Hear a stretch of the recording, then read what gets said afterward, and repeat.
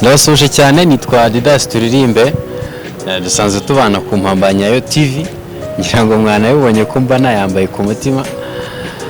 Hanyuma rero se ni muyibona na hano se kuri microphone yanjye ni Mpambanyayo TV, ni YouTube channel nziza cyane mukuraho impamba nyine mugomba kwifashisha mu buzima.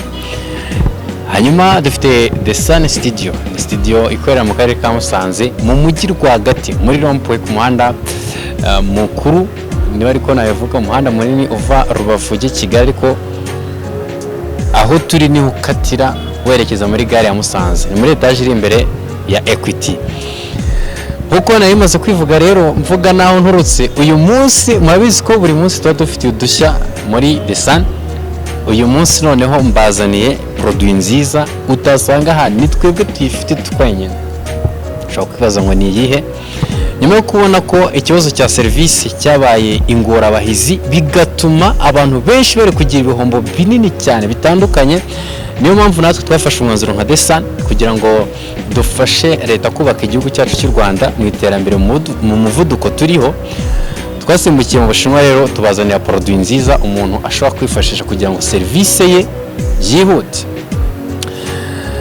Ushobora kuba ufite hotel, ushobora kuba ufite restaurant, ufite ibigo by'amashuri, ufite ibitaro, biroroshye cyane. Nawe noneho ushobora kwiyestarira iri koranabuhanga ngiye kubabwira mu rugo iwawe mu rwego rwa service nziza, kwihutisha service no gusevinga igihe, gukoresha igihe neza. Ushobora kwibaza uti iyo service ni iyihe rero? Hano tubafitiye wireless receiver. Wireless receiver ni aka kantu muri kubona aka ngaka, aka nuvuga ngo iyi wireless receiver twebwe tuyimanika ahantu hari reception. Urabona umuntu niba dufata urugero, niba ari muri hotel igira ibyumba umuntu araramo, niba ari guest house iyo ngiyo igira ibyumba. Umuntu yakeneye service ari mu cyumba mu buzima busanzwe, ava mu cyumba arimo akaza muri reception akavuga ibimugenza, yarangiza agasubira mu cyumba. Urumva icyo gihe aba ataye ni kinini cyane, mu gihe yagombye kuba yakoresha. Hari n'igihe haba hari telefone umukiriya ahamagara kuri reception, yayihamagara agasanga hariho undi. Urumva icyo gihe aba yagitaye cyane. Mpamvu twabazaniye aka gakoresho gashobora kwakira remote control 25. Remote nazo ndaza ko zibasobanurira. Hanyuma rero iyi receiver tuyishyira kuri reception, tuyimanika gutya, twayishyira muri reception aho twatoranyije. Hanyuma ushobora kwibaza ngo iyi receiver ikora iti? Iyo umuntu akoresheje ya remote control agahamagara kuri reception, aka ngaka niko gasona kakakira ijwi rivuga icyo yifuza. Hanyuma ubwo muraza kwisobanukirwa neza ngeze kuri remote control. Aka ngaka gashyirwa kuri reception, niba ari ku bitaro ni kuri reception, niba ari kuri guest house ni kuri reception, hoteli n'ahandi hantu hahurira abantu benshi kakajya kuri reception. Muri metero 100 gusa ahantu remote iri kugera ijwi rigera kuri receiver, distance birimo metero 100 kumanura. Hanyuma rero mwumvishe mvuga remote control ni ngiyi remote control. Iyi remote control ifite amabuto 4. Hari buto ya cancel, check out, call nitwa order. Aya mabuto akora terero, vuga ngo iyo akanako tukamanika ku gikuta gutya. Remote control, iyo umukiriya yinjiye mu cyumba akaba akeneye umuntu abwira ikibazo afite, akanda buto irimo hagati yitwa call, guhamagara call. Iyo iyi buto ikanzeho kuri ya receiver naberetse iri kuri reception, hahita hasona icyumba arimo, kuko aya remote yo turi kuyamanika twestaye tuyishyira nimero y'icyumba, tuyisanisha na remote control, ku buryo naba ari mu cyumba cya 5 agakora ku buto ya call, akayemeza akayikandaho kuri reception, barahita babona ko mu cyumba cya nimero ya 5 hari umuntu bakeneye. hari umuntu bakeneye, icyo gihe wa mu receptionist cyangwa se undi muntu batumye arihuta akajya muri cya cyumba akumva icyo umukiriya ashatse kuvuga. F010 call service. Icyiza cyabyo ni kireba, icyiza cyabyo ni uko niba wa muntu yari ari gukora raporo agiye gutanga, ntago ararika raporo ngo aze kuvuga ko akeneye ji cyangwa agiye gutanga komande y'icyo kurya, akomeye abona agaruke akore ya raporo igihe kiraba cyamucitse. Ahubwo icyiza cyabyo ni uko arahamagara wa muntu yibereye aho ngaho, wa muntu akaza kumusanga hahandi serivisi igakorwa ariko n'akazi ke ntigapfe. Hanyuma hari indi buto yitwa cancel. Ushobora kuba warukanze call, niba warukanze call ukabona ibyo washaka utakibikeneye, ushobora guhita ukanda cancel ngaha. Iyo ukanze cancel muri reception bahita bamenya ko bya bintu utakibikeneye, bigatuma bakomeza akazi kabo ntubicira akazi. Harimo ushobora kuba wari uri muri hotel, wari uri mu bitaro ariko ushaka gusohoka ibitaro kandi ugomba gusohoka waciye kuri reception.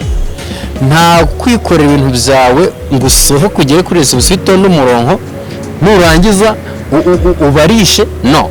Iyo ufite iyi remote control ukanda ahangaha kuri aka kabuto kanditseho check out, iyo ukemejeho kuri reception bamenya ko ushatse gusohoka ariko icyo ushaka ari uko bakubarira ukamenya yurishyura. Urahakanda, wamara kuhakanda ukitegura ugasohoka ukagera kuri reception ugasanga bamaze kugutegurira ibyawe ukishyura ukitahira. Murumva ko wa mwanya wari kuva mu cyumba warayemo cyangwa se waruryamyemo ujya kubarisha ugasanga hari abantu dokari akavuyo hari iki, uwo mwanya warangiza ukazinga ibyawe ukagerayo kuri reception, wava kuri reception kongera ukagaruka, ibyo ngibyo byarakemutse. Ni ugukanda hano kuri check out ukagenda bakagukorera ibyawe, wowe ukikorera ibyawe ukagenda ubishyura wigendera. Murumva ko mu by'ukuri ni ikoranabuhanga ryiza ryaje gukemura ibintu byinshi. Hanyuma ushobora kwibaza ngo iyi wireless receiver ikoreshwa amabuye, ikoreshwa umurasire, ikoreshwa iki? Iyi wireless receiver ifite chargeur, ngira ngo mwayibonye ni chargeur ucomeka mu mashanyarazi, aka gatwe kakinjiza muri wireless receiver, hari umwanya wabugenewe, warangiza ukayishyira aho yagenewe, ibindi tuba twabikoze. Iyo umuntu ahamagaye akoresheje ya remote control muri iyi wireless receiver hahita hiyandikamo nimero y'icyumba, hakavuga niba yakoze call ahangaha bahita bavuga umuntu uba kubera yakoranabuhanga, umuntu avugiramo hano avuga ko hari umuntu uri guhamagara. Iyo ukoze cancel banavuga ko ibyo wari ukeneye utakibikeneye. Urumva ko iri ni itumanaho ndetse ikaba serivisi nziza ishobora kwihutisha serivisi cyangwa se n'iterambere ry'igihugu. Hanyuma rero mwebwe bakiriya mwinjira mu mahoteli, mwinjira mu guest house, mwinjira mu bitaro, mwinjira hehe, ugomba kubanza ukareba neza niba kuko bafite ikoranabuhanga. Byumve neza mu rwego rwo gusevinga igihe cyawe, mu rwego rwo gukora ibintu biri smart byihuse mu gihe gitoya, bitagutesha umutwe, bitagutera igihe. Banza urebe ko iyi hoteli ko kugiye kujyamo ifite ikoranabuhanga, banza urebe ko iyi guest house ugiye kujyamo ifite ikoranabuhanga. Kubera iki? Kubera ko ari ryo ryonyine rishobora kugufasha gukora ibintu byawe mu gihe gitoya kandi wihuse, n'ibindi bigakorwa, n'ibyo bigakorwa ku gihe. Mw'abantu iterambere riravuna cyane pe. Ikindi kandi n'umuntu ashobora kurishyira mu rugo rwe atuyemo, mu rwego rwo kugira ngo nanone ntajya ahora asohoka hanze ngo ahamagara umwana mpereza ibi, umukozi mpereza ibi. No, ntabwo ibyo bintu bikigezweho kwera. Tujyane n'iterambere rigezweho, igihugu cyacu kiri kwihuta mu iterambere. Byababaje usanze hari hoteli yasigaye inyuma idafite ikoranabuhanga, byaba bitangaje hari guest house idafite ikoranabuhanga kandi mu by'ukuri riroroshye kurigeraho, ntabwo ari ibintu bihenze. No, birahendutse. Kuki muri guta igihe cyanyu? Kuki muri guta igihe cy'abakiriya? Muhindure tujyane na digital tuve muri analog. Mukiriya niba ugiye ahantu banza urebe ko kuko bafite ikoranabuhanga bizagufasha kwihutisha serivisi nziza wahawe.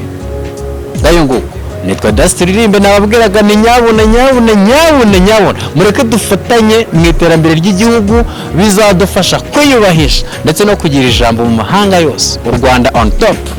Ngira ngo mwabyumvise, udafite aka gakoresho agashake cyane ashobora kuduhamagara kuri telefone igendanwa, nimero ngiyo aho hasi, aho ngira ngo muri kuyibona iyo nimero. Aho wawe hose, ushobora kuri Rusizi, ushobora kuri Nyamasheke, Nyamagabe, Huye, Rubavu, Kirehe, Nyagatare, wowe kontakta, hamagara iyo nimero ya telefone iyo ngiyo uri kubona hasi.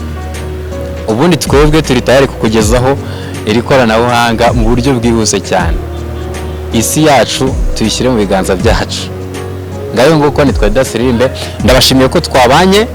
Mbibutse ko ntabwo ari ibi gusa, hari n'irindi koranabuhanga ryinshi muri The Sun Studio turi gutegura kubazanira, kugira ngo ukomeze ubone ibyo byose. Rero ibyo tuzajya tuba twashyizeho ni uko wakora subscribe, ugakora like na comment. Ushobora no kuba wabuze uko tubwira ngo tubikugezeho, ariko ukabyandika muri comment, icyo gihe turabibona tukabikora rwose ku murongo.